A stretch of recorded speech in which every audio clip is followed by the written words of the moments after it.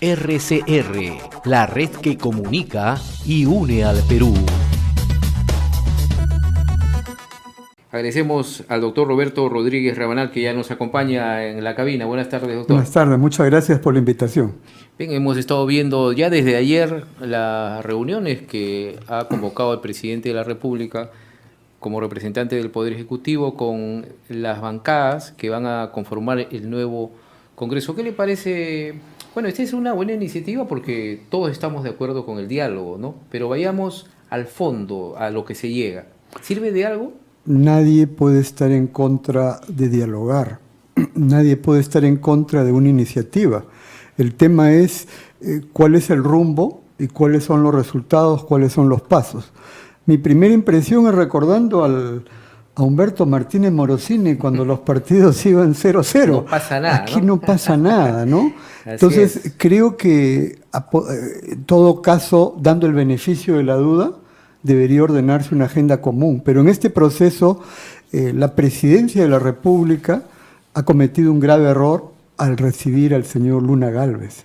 Además, cuando uno va a Palacio, siempre hay una nómina, y quien recibe tiene todo el derecho de hacer alguna observación. ¿Cómo es posible que el ingeniero Vizcarra, cuya bandera principal es la lucha anticorrupción, reciba a una persona como Luna Gálvez, el dueño de Podemos, el dueño de la Universidad Telesub, cuyo licenciamiento ha sido denegado por razones públicamente conocidas? Y sobre todo si la Fiscalía está pidiendo 36 meses, sí, al igual que Castañeda, claro, ¿no? Entonces, no estamos hablando de cuestiones menores.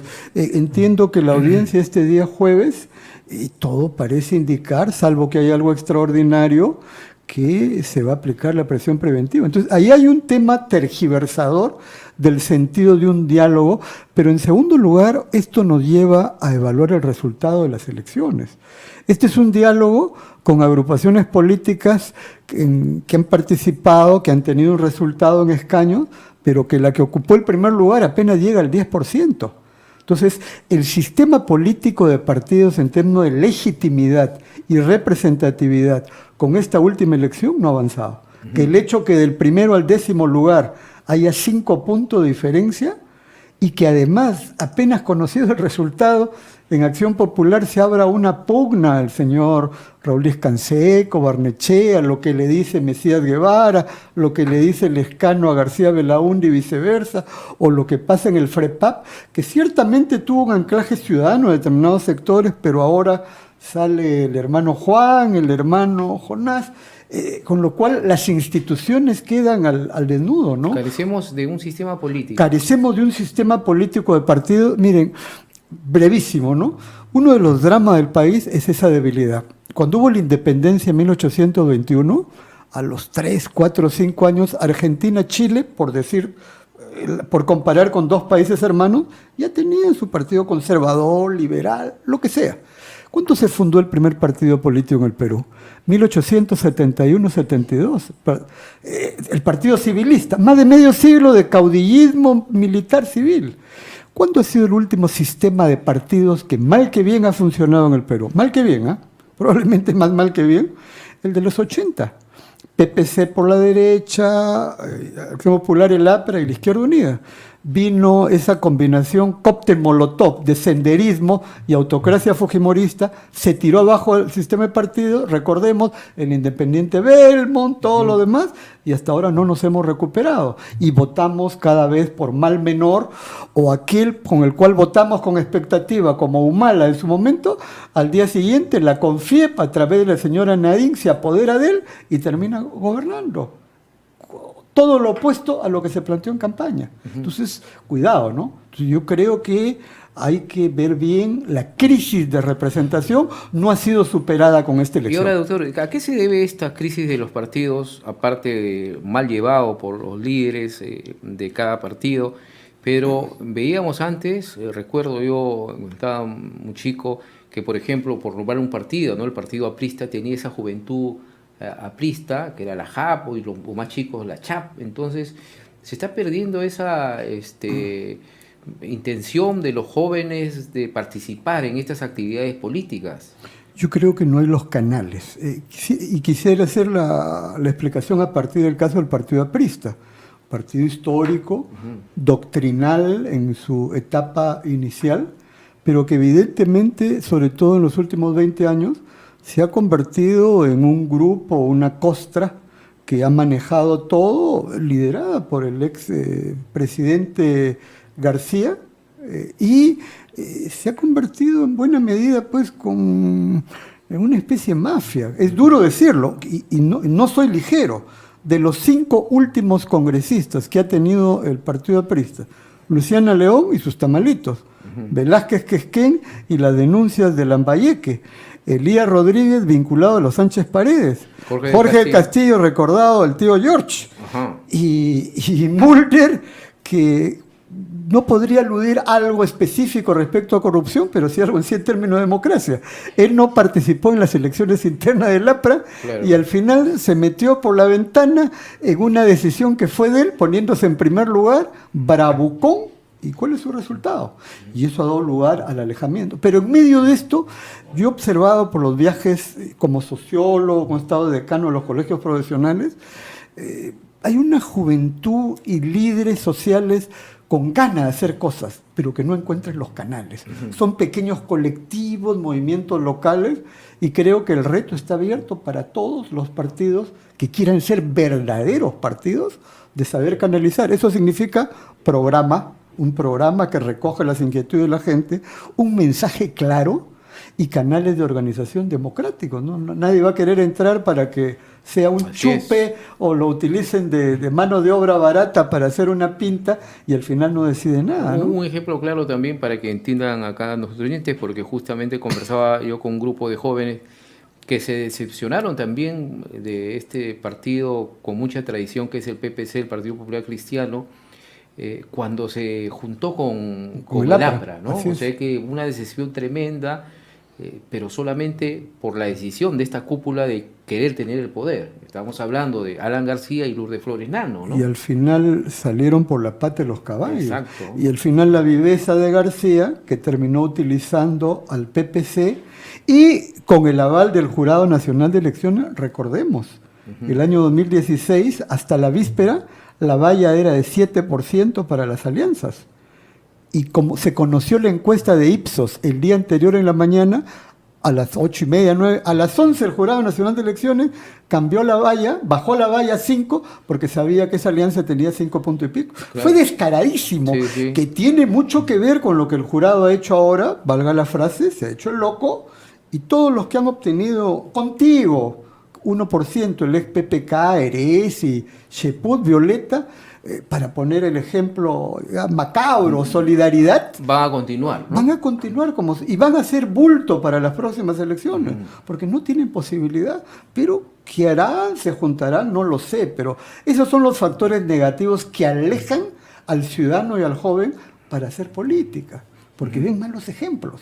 Y el reto es construir buenos ejemplos. Y es un ejemplo claro, y un claro ejemplo han sido estas elecciones. Ha habido gente, hay que decirlo así, abiertamente, porque muchos jóvenes decían, ¿por qué vas a votar? Yo no voy a votar por el pescadito, voy a votar. Como una moda se hizo en las redes sociales, sin saber profundamente cuál era el pensamiento, la doctrina de este partido. Y entonces no se puede decir que en estas elecciones hay un ganador. No. Yo justamente he escrito un artículo ahora donde el primer punto es que se ratifica la carencia de un sistema de partidos, pero en segundo lugar que no hay un ganador. Y los que han quedado en primeros lugares tienen un anclaje débil. Y en el caso del FREPAP creo que hay que combinar dos cosas, ¿no? Por un lado, el hecho que ha hecho un trabajo de base, no seríamos mezquinos o ciegos de no darnos cuenta de eso. Hay un partido ordenado. Un partido ordenado. El tema es que es un partido entre una mezcla entre partido y teocracia. Esta discusión entre la Asociación Israelita y el partido, que uno desde lejos no termina de entenderlo, tiene que ver con eso, por un lado. Pero por otro lado, ha recogido el hartazgo de la gente y captó un voto de rechazo, incluyendo la chacota. Es bien difícil decir qué porcentaje como en el caso de UPP en el sur, que recogió un voto de protesta, pero es una UPP arroz con mango, ¿no? De la UPP de Pérez de Cuéllar democrática, claro, que fue fundada, de lo que quedó con su secretario general que cobijó a Ollanta-Humala en 2005-2006, que apenas fue elegido, se alió con el APRA para ser vicepresidente del Congreso, y parece que el apellido Humala le atrae mucho, que ahora vuelve con Antauro y con el financista Virgilio Acuña, hermano del dueño de APP, como para preguntarse si ahí hay inversiones o qué cosas, son business, ¿no? Entonces, ahí hay un arroz con mango muy complicado, o el hecho que esté el excontralor Alarcón, el mismo que blindó a Luz Salgado en esa compra irregular de computadoras y dijo, ¿qué tanto escándalo por 5 milloncitos? Y ahora cuando le preguntan a Antauro sobre él, dice, es un patriota. ¿Qué tal patriota? Alarcón blindando al fútbol. Hay cosas raras y no nos extrañe desgajamientos o hasta alianzas aparentemente antinatura. Y mientras tanto la ciudadanía está a la expectativa para construir algo alternativo nuevo, que sobre todo porque en esta elección el resultado está aún más ligado a la disolución del Congreso que al inicio de la campaña presidencial 2021. Bueno. Ahí hay mucho pan por rebanar y hay que ver los liderazgos germinales, se mantienen, aparecen otros, lo veremos en los próximos meses. Yo creo que va a ser diferente ya después para estas elecciones generales.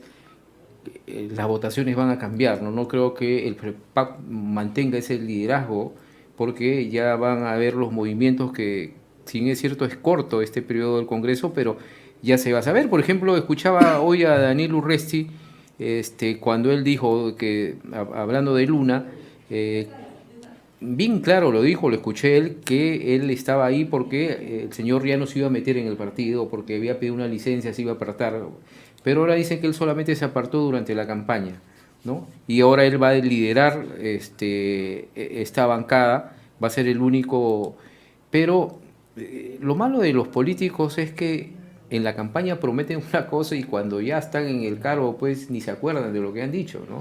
Yo respeto mucho a aquellos con los cuales discrepo, pero que dicen una cosa y hacen esa misma cosa. Y que la cumplen, o sea, ¿no? La coherencia genera respeto en la relación entre las personas, porque si uno dice A y hace Z, ¿cómo se puede respetar a esa organización o esas personas? Y el problema de los partidos que han, llamémosle destacado, o aparentemente destacado en esta elección, es que no hay coherencia. ¿Qué es lo que une a Luna Vargas, a José Luna, con Urresti, allí, y con el señor Alarcón, que blindó a Luz Salgado?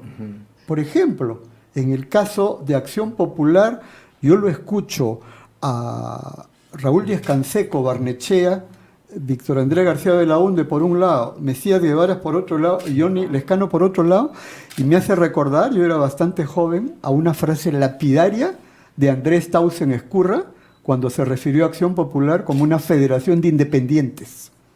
Resonaba. Claro. Entonces, ¿dónde estamos? Y bajo un planteamiento del Perú como doctrina de Belaúnde, que cada quien lo interpreta a su manera, ¿hacia dónde vamos? Yo creo que ahí yo veo bastante difícil que se pongan de acuerdo. Y en cuanto al país, a la agrupación, al Partido Morado, ¿cuál es su punto de vista? Me parece que es un partido más de limeños, ¿no? El Partido Morado es el nuevo PPC y es el nuevo PPK. Clarísimo. Pero además ha salido golpeado porque es el partido que tenía más expectativa por el resultado. Yo tuve oportunidad de conversar con algunos de ellos y su apuesta era quedar en primer lugar como lo nuevo. Están quedando en quinto lugar, su representación de 9, donde 2/3 partes son de Lima, pero algo más.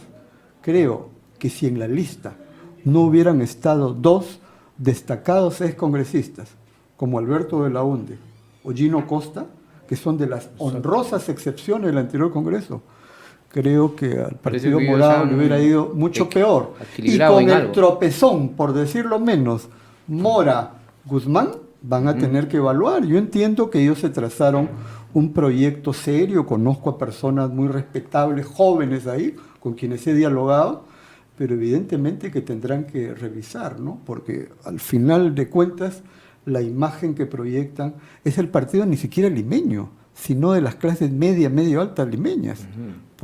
He estado viendo el desagregado, no tengo el detalle, pero su votación no ha estado precisamente en San Juan del Urigancho, sobre todo, Villa El Salvador. No digo que no hayan tenido votos.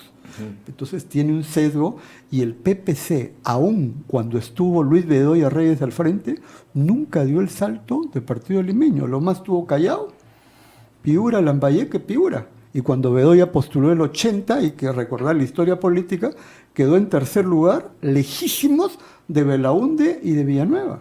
Entonces, la historia es muy concreta, ¿no? Así es. ¿Y cómo se debe empezar los integrantes de Fuerza Popular no haber sabido aprovechar esa mayoría que han tenido en el Congreso, ¿no? De saber legislar, ser muy impositivos? Bueno, no sé si por el mando de la propia Keiko Fujimori, de perder un bolsón de votos que podían proyectarse para el 2021. Bueno, bajar de 73 a 15 congresistas no es cualquier cosa, pero anoche estaba escuchando un audio, un informe del señor Becerril, una de sus últimas intervenciones, cuando dijo: no seremos 73, seremos por lo menos 100. Así es. Bueno, parece que el señor Becerril está, como se dice en criollo, hasta el 100, totalmente perdido. Creo que la derrota es fuerte, y creo que con la señora Keiko Fujimori en prisión, con todos los problemas, no sé si Kenji se animará a aparecer, pero un Kenji bastante debilitado, por un lado, que es una derrota para Fuerza Popular, como es la derrota quizás más contundente para el APRA. Algunos dicen que... Solidaridad contigo, PPC, y Vamos Perú de Chimpún Callao, de Sotomayor. Hablando de Kenji, algunos dicen que está relegado, pero viene haciendo sus acciones políticas en diferentes puntos del país. A mí me han informado eso, pero evidentemente en una situación ya de iniciativas varias, pero sin una articulación nacional. Evidentemente la posibilidad que Kenji postule tiene que ver con el visto bueno de su hermano. No digo de su padre, sino de su hermano. Obviamente de su padre, pero en un contexto de debilidad bastante fuerte. Ahora, definitivamente... Ha sido el cierre de un ciclo de quienes hicieron lo que quisieron en el Congreso, son los que salen peor parados. El APRA, sobre todo, solidaridad con digamos, el clon de Fuerza Popular, con Jenny Vilcató, Malabartra, los fundamentalistas religiosos, contigo, que quiso jugar a decir: yo estoy aquí para todo uso. Las intervenciones de Cheput las recuerdo perfectamente, sí. Terrible. Y en el caso del PPC, cuando hubo el tema del cierre del Congreso, recuerdo que Bengolea defendió al Congreso corrupto. Le han pasado la factura. Y Vamos Perú es la versión de inscripción nacional de Chimpún Callao, o sea, de Curi, de Félix Moreno, y ahora Sotomayor, de Albrecht, que han sido detenidos por estos feos negocios de simulación de contrato de la basura, y donde al final quedan claros el cordón umbilical: fujimorismo, aprismo, Vamos Perú, Chimpún Callao, y ahí solidaridad, y ahí arrastran al PPC también, ¿no? Y a contigo. Y finalmente, doctor, ¿la izquierda necesitaría un nuevo agrupamiento? Yo creo que la izquierda, inclusive en el análisis, si hubieran ido juntos, una hipótesis, Juntos por el Perú y el Frente Amplio, hubieran quedado en primer lugar, porque esa suma aritmética probablemente se hubiera elevado más. Si se sumara lo de Perú Libre, mucho más. Entonces, creo que ahí la izquierda tiene que dialogar, pero que tiene que dialogar en los siguientes términos. Uno, no en torno a una reunión por arriba, sino a la discusión de un programa común, que a partir del Bicentenario plantee el reto de construir un Perú digno, libre, justo, próspero, sin violencia ni corrupción. Primer punto, el programa. Segundo punto, el mensaje. Yo creo que la izquierda tiene que tener un mensaje claro sobre algunos temas fundamentales. Tiene que decir que es pro inversión, pero una inversión que respete el medio ambiente, que es algo fundamental, y que evidentemente que las empresas que respetan las reglas de sus países fuera no vengan acá coimeando a funcionarios de energía y minas y otros a hacer lo que quieren. O sea, hay un tema de la inversión. Segundo, la libertad. la libertad está vinculada a la justicia. Y yo creo que la izquierda no puede dejar la bandera de la libertad en manos del conservadurismo, para señalar dos temas. Y tercero, debe ser muy claro en señalar que el Perú tiene su propio camino, que no puede seguir lo avanzado por tal o cual país sudamericano. Yo ahí, recogiendo lo que fue el gran aporte de la izquierda como pensamiento en Mariátegui, el sin calco ni copia, creación heroica, una vía nacional que será diferente a la de Argentina, la de Chile, la de Venezuela o la de Brasil. Más aún cuando el Perú es un país andino, amazónico, diverso, y donde, a diferencia de otros que son monoproductores, no debemos quedarnos solo en la extracción de materias primas minerales, sino podemos diversificar nuestra economía con agroindustria, ganadería, turismo. Y lo otro es que tiene que convocar a los movimientos locales y regionales, que creo que se han ido temporalmente con UPP, pero yo no creo que dure mucho, más aún con el tipo de liderazgo que hay. Y ahí tiene que haber un liderazgo convocante. Y ahí creo que personalidades políticas como Verónica Mendoza tiene la palabra, pero con una postura firme. Y todo este agrupamiento vasto tiene que ser acompañado de una afirmación categórica. Esto es incompatible en todos sus extremos con presencia de personas corruptas en ese agrupamiento. Así de claro. Así es. Bien, muchas gracias por este análisis, doctor Roberto Rodríguez Rabanal, y vamos a ver qué es lo que sucede ya una vez que culmine ya todo este diálogo, cuando se pongan a trabajar los congresistas. Una cosa es que dice con guitarra y otra con cajón, ¿no? Sí, pues, bueno, y ahora que vienen carnavales hay que ponerle mucho ritmo, ¿no? Así es, y también ya el presidente, pues, en esta última etapa de su gobierno, tiene que ponerse a trabajar, porque ya el presidente ha estado más inmiscuido en estos problemas, enfrentamientos, y si hablamos de obras, pues no lo vamos a recordar, creo que con obras emblemáticas, ¿eh? Yo le diría al presidente dos cosas muy concretas: que sea coherente, y la coherencia en la lucha anticorrupción es incompatible con haber recibido al señor Luna Gálvez. Exacto. Ese es un grave error que tiene que reconocerlo y tiene que explicarlo, ¿no? Y tiene que a ver explicarlo. si lo han sorprendido. Probablemente quiero creer que lo han sorprendido. Ese es un primer punto. Y un segundo punto es que tiene que potenciar el trabajo de los tiene que ser potenciado el trabajo de los ministros. Algunos son medio clandestinos. Y el otro día en una reunión informal entre gente informada le dije, a ver, repite en 30 segundos los nombres de los ministros. El que más dijo nombres llegó a 6. El resto no lo recordaba. Así es. Y eso es revelador cuando la comunicación es fundamental en la gestión. Se ha pasado a estos gabinetes de lujo, algunos dicen a estos gabinetes pecho fríos, y es lamentable. Y hechos bien específicos, como por ejemplo lo ocurrido en Villa El Salvador. El señor Diosín Hermín sigue ahí, pues, cara dura, ¿no? Yo coincido en el sentido que debe salir, pero una reingeniería. Diosín Hermín, las bases legales, institucionales. El ministro de Transportes tiene que dar la explicación.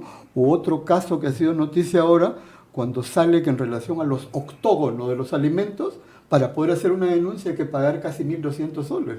¿Quién hizo eso? ¿Indecopi lo permitió? ¿Lo ha hecho la CONFIEP?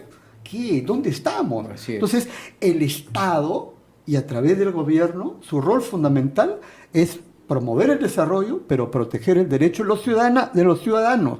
Y los ciudadanos somos los 32, 33 millones, y no de ese 1 o 2% que concentra la riqueza arriba. Entonces, el presidente tiene que estar a la altura de las circunstancias. ¿Ha habido confianza en él?